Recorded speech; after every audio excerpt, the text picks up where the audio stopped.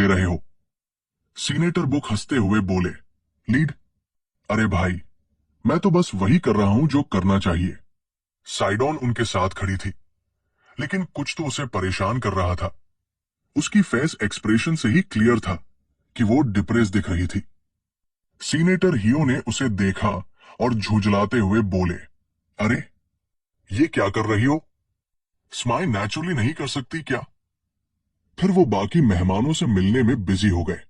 तभी वो चौंकते हुए बोले, ओ माय, देखो तो सही कौन आया है। सीनेटर किम। हेलो सीनियर हियो। साइडॉन पहले से ही अनकंफर्टेबल थी, लेकिन जब उसने पीछे मुड़कर देखा तो वो शॉक्ड रह गई। चान मियांग, उसने कहा, मैं कब से वेट कर रही थी। अब क्यों आए? मियांग मुस्कुराते हुए पास आया और पूछा, तुम ठीक हो? आज कुछ अजीब लग रही हो। साइडॉन थोड़ी एम्बैरेस हो गई। नहीं, ऐसा कुछ नहीं। फिर मियांग सीनेटर से बड़े सम्मान से मिला। आपसे मिलकर खुशी हुई सीनेटर, मैं चान मियांग। सीनेटर हियो भी फ्रेंडली अंदाज में हाथ मिलाते हुए बोले, मिलकर खुशी हुई। मियांग स्माइल करते हुए बोला, लेट नोटिस के लिए माफ कीजिए सीनेटर। हियो ने जवाब दिया, कोई बात नहीं, तुम बिजी पर्सन हो आखिर। थोड़ी देर तक कैजुअल बातें हुई। फिर वो दोनों ऑफिस में पहुंचे। जैसे ही दोनों बैठे, हियो बोले, भाई तुम्हारे चर्चे तो हर जगह हैं, पता है ना? तुम तो राइजिंग स्टार बन चुके हो। लेकिन ये बता, सभी एम्प्लॉइज को रेगुलर स्टेटस पर कन्वर्ट करने का आइडिया सच में तुम्हारा था? मियांग मुस्कुराया और कहा, यस, मेरा ही था। हियो जोर से हंस पड़े, भाई वाह, अमीरों को थोड़ा बहुत गरीबों से शेयर करना ही पड़ता है ताकि वो चुप रहे और ज्यादा उछल कूद न करे। सही पकड़ते हो तुम। मियांग ने सिंपल स्माइल दी और सोचा, ये आदमी सच में पॉलिटिक्स का असली मास्टर है। तभी अचानक हियो ने सीरियस होकर पूछा, चलो ये सब छोड़ो, बताओ इतनी अर्जेंसी में मिलने का रीजन क्या है? बिना हिचकिचाए मियांग बोला, सीनेटर, मुझे आपकी हेल्प चाहिए। फिर थोड़ा ठहर कर बोला, मुझे आपसे ये कहने में शर्म आ रही है, लेकिन हियो ने उसकी बात काटते हुए कहा, अरे हमारे बीच न शर्म की बात है न इज्जत की, बस बोलो क्या चाहिए। मियांग ने गहरी सांस ली और कहा, कल दोपहर 3 बजे मेरे बड़े भाई के अंडर में चलने वाली कंस्ट्रक्शन और इलेक्ट्रॉनिक्स कंपनियों की टैक्स फ्रॉड को लेकर इन्वेस्टिगेशन होने वाली है और नेशनल टैक्स सर्विस का हेड उसकी वाइफ है। पूरी की पूरी फैमिली उसी के कंट्रोल में है। मुझे पूरा यकीन है कि वो और उसका परिवार इन दोनों कंपनियों को टेक ओवर करने की प्लानिंग कर रहे हैं। हियो ने कूल अंदाज में जवाब दिया, पर यह तो सिर्फ एक एलिगेशन है, तुम क्या सोचते हो? चेयरमैन चान क्या ये सब देखकर चुप बैठेगा? मियांग अब पूरे सीरियस मूड में था, क्योंकि सारी अटेंशन अभी उन्हीं पर है, इसलिए ग्रुप भी खुलकर कुछ नहीं कर सकता। और अगर इन्वेस्टिगेशन में कुछ भी निकला तो पूरी ग्रुप की हालत खराब हो जाएगी। फिर वो एकदम स्ट्रेट बोल पड़ा, सीनेटर, क्या आप इन्वेस्टिगेशन को रोक सकते हैं? सीनेटर हियो ने सोचा, फिर बोले, देखो तुम मुझसे ये मांग रहे हो, लेकिन कल दोपहर तक बहुत कम टाइम बचा है। मियांग ने कहा, मेरे फादर चाहते हैं कि इन कंपनियों की मैनेजमेंट राइट्स मुझे मिले। अगर ऐसा हुआ तो मैं सक्सेशन रेस में एक स्टेप आगे बढ़ जाऊंगा। हियो ने धीमे से कहा, मुझे बस ये जानना है, क्या यही तो तुम नहीं चाहते? मियांग ने शातिर स्माइल दी और एक साइकोलॉजिकल ट्रिक खेली, सीनेटर, आपका असली गोल क्या प्रेसिडेंशियल इलेक्शन नहीं है? हियो थोड़े हैरान हो गए, क्या? सुनो चेयरमैन चान, प्रेसिडेंशियल इलेक्शन सिर्फ पैसों से नहीं जीते जाते। इलेक्शन जीतने के लिए जनता का भरोसा, खुद पर यकीन और हर नागरिक को खुश करने की काबिलियत चाहिए। मियांग हल्का मुस्कुराया और कहा, अच्छा, तो बाहर कितने लोग हैं जो इस पर सच में यकीन करते हैं?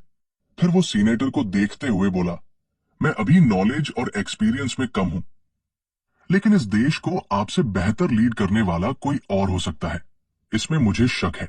हियो ने गहरी सांस ली और कहा, तो शॉर्ट में तुम चाहते हो कि मैं इस टैक्स इन्वेस्टिगेशन को रोकूं, है ना? तभी मियांग ने अचानक कहा, लेकिन मुझे डर है कि इस टैक्स इन्वेस्टिगेशन से आपको भी परेशानी हो सकती है। हियो उसकी चालाकी समझकर हंस पड़े, अरे वाह, देखो तो सही, ये लड़का।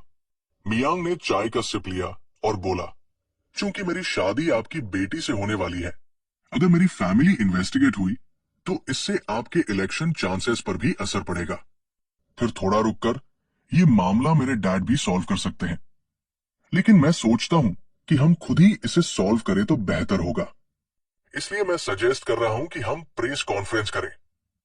मैं कहूंगा कि एम्प्लॉयज को रेगुलर करने का आइडिया आपका था और अब से मैं आपकी सपोर्ट करूंगा, ताकि आप एक ऐसा वर्ल्ड बना सके जहां सबको बराबरी मिले। सीनेटर हियो कुछ देर सोचते रहे, फिर बोले, अगर मैं गलत नहीं हूं तो इस इवेंट का कोई ऑफिशियल रिपोर्ट नहीं बना है ना? मियांग ने सिर हिलाया, यस। इस मौके का सही फायदा उठाकर हम एक बड़ा मोमेंटम क्रिएट कर सकते हैं। हियो ने थोड़ा घूरते हुए पूछा, पर अगर हम ये सब कर भी ले तो टैक्स इन्वेस्टिगेशन का क्या? अचानक हियो जोर से हंस पड़े, भाई तुम वाकई गजब हो। फिर वो सीरियस होते हुए बोले, ठीक है, क्या तुम आज रात तक 2 बिलियन वॉन अरेंज कर सकते हो? मियांग ने कॉन्फिडेंस से जवाब दिया, यस, कर सकता हूं। हियो तुरंत खड़े हो गए, गुड, फिर दोपहर में मेरे साथ चलो। मियांग भी तुरंत खड़ा हो गया, यस सीनेटर। फिर दोनों नीचे लॉबी में पहुंचे। सीनेटर हियो ने ऑफिशियली अनाउंस किया, सॉरी, सभी को वेट करवाने के लिए माफ कीजिए। इवेंट शुरू करने से पहले मैं आपको किसी से मिलवाना चाहता हूं। ये मेरी बेटी का होने वाला पति है, जो अपना सपोर्ट दिखाने के लिए अपने बिजी शेड्यूल के बावजूद यहां आया है। रिपोर्टर्स शॉक थे, क्या ये चान मियांग है, डीगॉन ग्रुप का सेकंड सन? फुसफुसाहट शुरू हो गई। हियो हंसते हुए बोले, हाँ, ये चान मियांग है, डीगॉन ग्रुप के रिप्रेजेंटेटिव। यंग जनरेशन के ऐसे लोग देखकर अच्छा लगता है ना? फिर जोर से हंसते हुए बोले, आओ अपना परिचय दो। रिपोर्टर्स चौंक गए, क्या ये डीगॉन ग्रुप का सेकंड सन चान मियांग है? हलचल मच गई, कुछ लोग फुसफुसाने लगे, इसके और सीनेटर की बेटी के रिश्ते की अफवाहें सुनी थी, लेकिन क्या ये सच में शादी कर रहे हैं? इस गॉसिप को रोकने के लिए हियो ने दोबारा कहा, मुझे लगता है कि कुछ रिपोर्टर्स ने इन्हें पहचान लिया है। हाँ, ये है चान मियांग, डीजी योंग ग्रुप के रिप्रेजेंटेटिव। मियांग ने माइक लिया और बोलना शुरू किया, आप सभी से मिलकर खुशी हुई। मैं चान मियांग हूं। आज अपने ससुर जी के सामने मैंने तय किया है कि मैं सीनेटर हियो को सपोर्ट करूंगा, क्योंकि वो ही ऐसे नेता है जो जनता की जरूरतों को समझते हैं और एक बेहतरीन दुनिया बना सकते हैं। सीडन जो दूर खड़ी थी, हैरान रह गई कि ये सब क्या हो रहा है। मियांग ने आगे कहा, सीनेटर हियो की गाइडेंस पर चलते हुए मैंने अपनी कंपनियों में सभी टेम्परेरी कर्मचारियों को परमानेंट कर दिया है। लोगों में खलबली मच गई, क्या सभी कर्मचारियों को? ये मुमकिन है? मियांग बिना रुके बोला, और आज से सीनेटर की सलाह से मैं अपना बिजनेस नैतिक तरीकों से चलाने की पूरी कोशिश करूंगा। मैं उम्मीद करता हूं कि आप सब भी सीनेटर हियो का प्यार और समर्थन जारी रखेंगे। इस पॉइंट पर हियो अंदर ही अंदर बेहद खुश थे। वाह, मुझे पता था कि ये लड़का खास है। मियांग ने अपनी स्पीच खत्म करते हुए कहा, धन्यवाद सभी का। तभी सीनेटर हियो ने मियांग को गले लगाया और इमोशन होकर बोले, तुम्हारा बहुत धन्यवाद। लेकिन फिर अचानक उनके चेहरे के एक्सप्रेशन बदल गए और उन्होंने कान में फुसफुसाया, मैं तुम्हें जल्द ही कॉल करूंगा, पैसे तैयार रखना और इंतजार करना। मियांग अंदर ही अंदर गुस्से से उबल रहा था, लेकिन खुद से सोचता है, अगर मुझे ऐसे गंदे इंसान के करीब रहना है तो मुझे सहना पड़ेगा।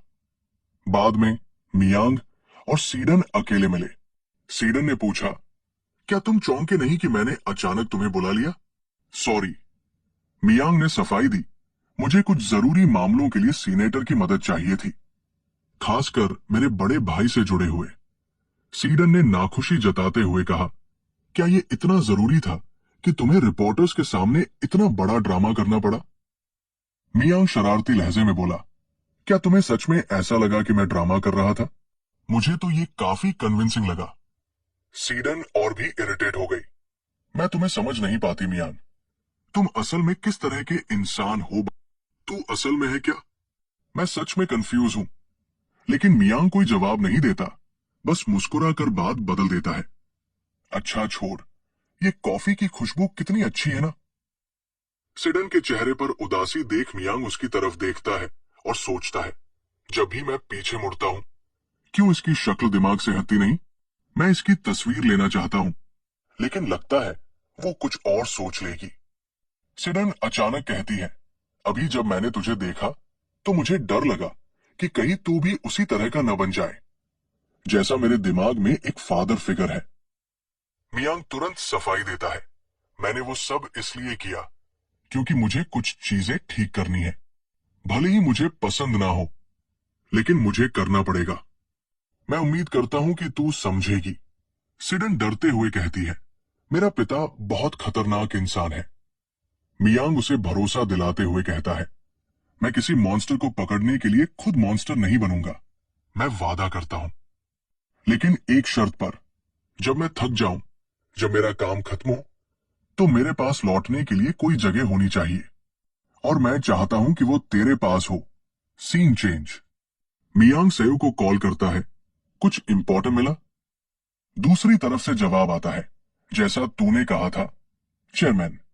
ऐसा लगता है कि कोंग सियांग और चान सांगी के बीच कोई डील हो रही है। हमने सीसीटीवी फुटेज में पाया कि सियांग बार बार सैमसंगडोंग के एक होटल में जाता आता दिख रहा है। वो वहां करीब 2 घंटे एक स्पेशल स्वीट रूम में रुके और सिर्फ 5 मिनट के अंतर से निकले। मियांग चौंक जाता है, सीसीटीवी फुटेज? इम्प्रेसिव। फिर तो मुझे उनके स्पेशल स्वीट रूम में एंटर करने की क्लिप भेज दे, और अगर कुछ ऐसा मिल जाए जिससे नेशनल टैक्स सर्विस के हेड के खिलाफ कुछ बड़ा हाथ लग सके, तो और